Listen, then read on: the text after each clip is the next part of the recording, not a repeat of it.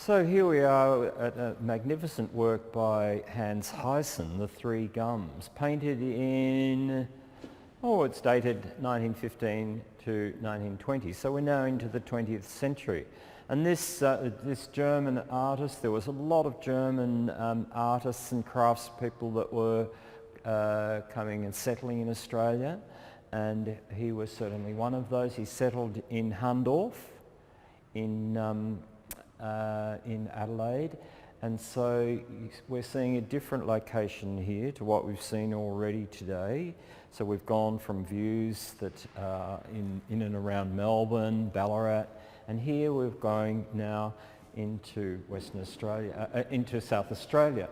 And so this is really about capturing the essence of the Australian bush and also the Australian way of life.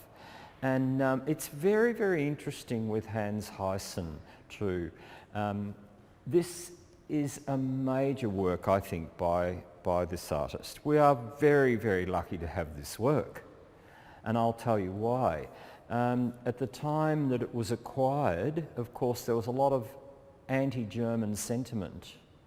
And so artists that were German, actually, their careers in many cases took a dive. And Heysen was one of those. This painting was offered to the National Gallery of Victoria. They turned it down. It was offered to this gallery, and this gallery, of course, they purchased it. And there's a great letter by the artist in our archives thanking, handwritten in fountain pen, about thanking the gallery for purchasing this. And so what a magnificent work. The majestic quality of these gum trees is the emphasis here, and the workmen down here with the bullocks, okay, the landscape in the distance. Look at the beauty of the landscape in the distance. Look at the way that this artist has rendered, has captured these gum trees, this magnificent quality. And Hans Heysen, the man too, he was actually he was, in fact, what you could call an environmentalist. Before that word came into popular usage, he was very concerned about the way that trees were being cut down.